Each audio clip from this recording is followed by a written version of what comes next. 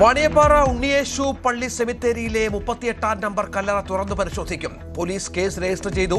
പള്ളി അധികൃതരുമായി ഉന്നത പോലീസ് ഉദ്യോഗസ്ഥർ ചർച്ച നടത്തി. കല്ലറയ്ക്ക് പോലീസ് കാവൽ.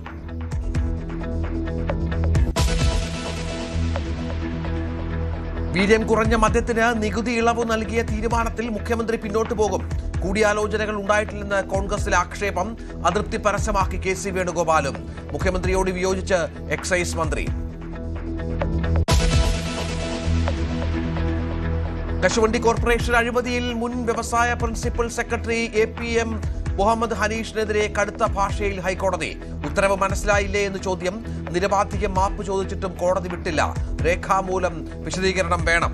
പ്രോസിക്യൂഷൻ അനുമതി ഉത്തരവ് പുതിയ വകുപ്പ് സെക്രട്ടറി ഹാജരാക്കണമെന്നും കോടതി.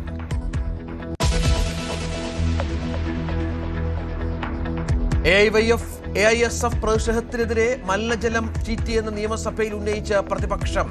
കുപ്പിയിൽ വെള്ളവുമായി പിണറായി വിജയൻ സഭയിൽ. വെള്ളം പരിശോധിക്കുമെന്ന് ആഭ്യന്തരമന്ത്രി.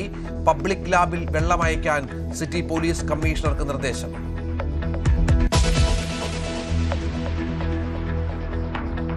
താരസംഘടന അമ്മയിൽ രാജി തുടരുന്നു.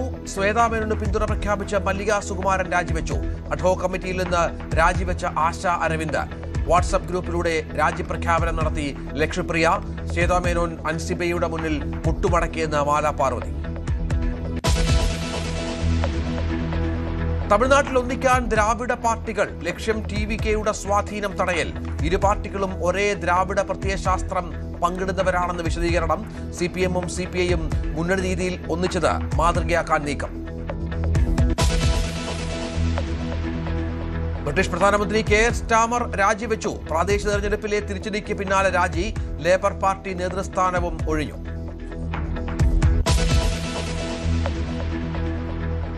ഖത്തറിലെ പ്രധാന പ്രകൃതിവാതക പ്ലാന്റിൽ വൻ സ്ഫോടനം. 54 പേർക്ക് പരിക്ക്. 18 പേരെ കാണാതായി.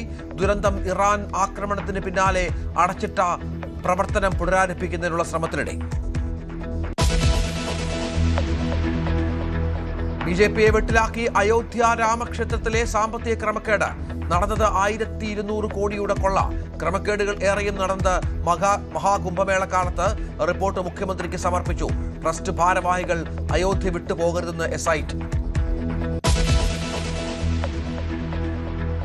ലക്നൌവിൽ കോച്ചിംഗ് സെന്ററിലെ തീപിടുത്തത്തിൽ മരണം 13ആയി. 6 പേരെ രക്ഷപ്പെടുത്തി.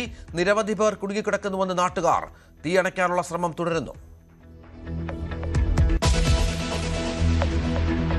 കശുവണ്ടി കോർപ്പറേഷൻ അഴിമതിയിൽ മുൻ വ്യവസായ പ്രിൻസിപ്പൽ സെക്രട്ടറി APM മുഹമ്മദ് ഹനീഷിനെതിരെ കടുത്ത ഭാഷയിൽ ഹൈക്കോടതി. ഉത്തരവ് മനസ്സിലായില്ലേ എന്ന് ചോദ്യം.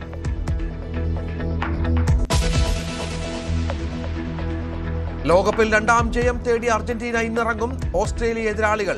വെളുപ്പിന് 2:30 ഫ്രാൻസ് ഇറാഖ് മത്സരം. നോർവേ സെനഗൽ പോരാട്ടം രാവിലെ 5:00.